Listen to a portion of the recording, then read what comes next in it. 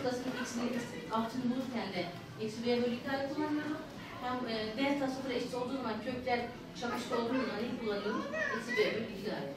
İkinci dereceden bir denklem değil mi? İkinci derece denklemleri nasıl buluyorduk? Deltasına bakıyorduk. Eğer A1 olursa katsayısına baktığımız zaman eğer A değeri 1 ise o zaman burada kaç terim var? 3 terim var. Evet. Sıfır olduğundan. Demek ki bu denklemin deltası nedir çocuklar? Sıfırdır. Delta ne diyorduk? B kare eksi 4AC.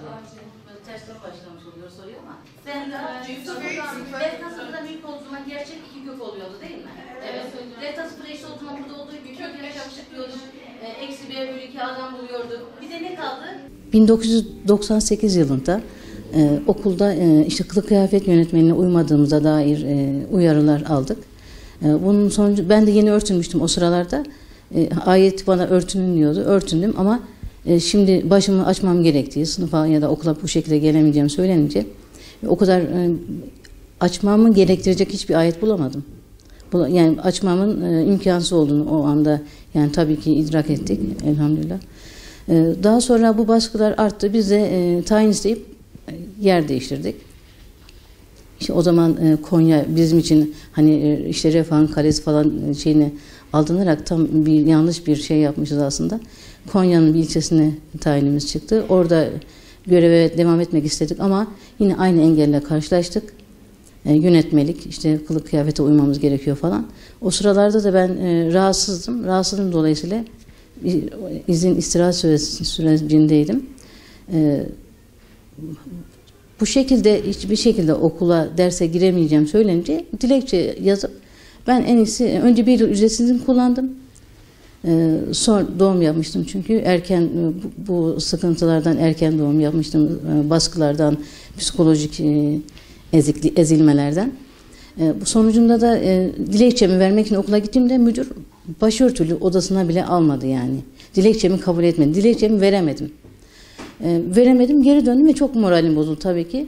Sonra o gün ilginç bir şekilde kaymakam değişti ilçede. Yeni gelen kaymakam işte neden bu olay kulağına gidiyor, neden alınmıyor? Dilekçem alındı. Bu sefer kabul edilmedi dilekçem. İşte bizim okulda matematik öğretmenine ihtiyacımız var.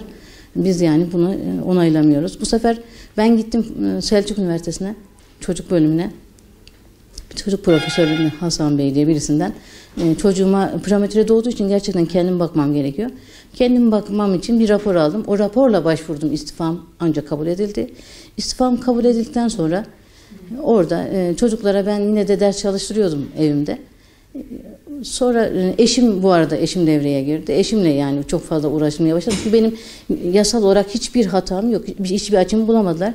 Başörtüden de doğrudan bu başörtülüdür, derse gidiyordur diye de yazamıyorlar. Bilmiyorum. Çünkü o dönemde stajyer olanları gerçekten stajyerlik notunu sıfır verip hemen men ettiler meslekten. Onlar ben dilekçem kabul oldu, ayrıldım, kafam rahatladı. Bu arada eşimle çok uğraşıldı. Eşim hemen bir iftirayla tutuklandı, bir ay cezaevinde kaldı. Onun stresi ben ve çocuğuma yansıdı yani bütün olaylar. Bununla da kalmadı ki daha sonra yine biz Gaziantep'e geldik. İşte burada ben dershanede birçok dershaneye başvurdum ama hepsinin aynı şeyi söylediler. Hocam sınıfta açın. Yok hocam bu kata işte kimse gelmez. Sınıfta açın, çalışın. İşte şöyle böyle. Ama yapamadım çünkü doğru gelmiyor bu gerçekten. Bu doğru bir şey değil. Sen inanmışsa bir insan başını örtmüş, bu inancımızın gereği farz olan bir şey, ayetlerle sabit. Nasıl bir insan bunu bilerek açar yapamaz yani. Tamam bana ihtiyacı olabilir. Yani o anda öğrencilerin ya da işte bir matematik öğretmenine gerçekten ihtiyaç duyulabilir. Ama yapamayınca ne yaptık? Bu sefer bir bilgisayar matematik kursunda derslere girmeye başladım ama ders ücreti alıyordum. Ve 24 saat orada bulunuyordum neredeyse yani. Yani sabah 8 akşam 5 orada oluyordum. İstedikleri zaman da çağırabiliyorlardı. Resmen emek hırsızı diyorlar ya. Onu yaşadık bir dönem. Sonra 2004 yılında 98-2006 yani 2004 yılında ben ani bir kararla gittim Milli Eğitim'e başvurdum. Tayinim Adıyaman'a çıktı. Bitmedi ama yeniden başladı biliyor musunuz? Aynı sorunları ben tekrar yaşamaya başladım. Adıyaman'a buradan git gel yaptım. Eşim yani okulunu bırakmak istemedi, o da öğretmen. 6-7 ay gidip geldikten sonra Eşrum'dan buraya geldim. Burada Rüştü Üzel'e geldi benim tayinim. Rüştü Üzel'de inanın bir saat derse giremedim. Böyle giremezsiniz dediler. Ya benim için yine başladı aynı şeyler. Ve ben nasıl böyle umutla başlamıştım. Hani böyle bazı şeyler ülkemizde değişti falan diye ki bazıları da bize bu konuda hani destek oldular. Hani başvurun falan gibilerden işte başlayabilirsiniz falan. Hiçbir söz yani başlayın deyip de hiç kimse arkamızda durmadı. Beni sürgün gönderdiler çocuk yuvası sosyal hizmetlere. Ben sosyal hizmetler çocuk yuvasında bir matematik öğretmeni orada. Çocuk 0-6 yaş grubu çocuklarla ilgilendim. O dönem de bitti. Sonra İmam Hatip Lisesi'ne tayinim atandı. O gündür bugün de gerçekten çok rahat bir şekilde görevimi yapıyorum. Sıfır olduğundan demek ki bu denklemin deltası nedir çocuklar? Sıfırdır. Delta ne diyorduk? B kare eksi 4AC. Böyle tersten başlamış oluyor soruyor ama. Camın önüne geçmeyin. Neden? Medya, biz okul olarak medyatik olmak istemiyoruz. Medya malzeme olmak istemiyoruz. Hocam lütfen falan.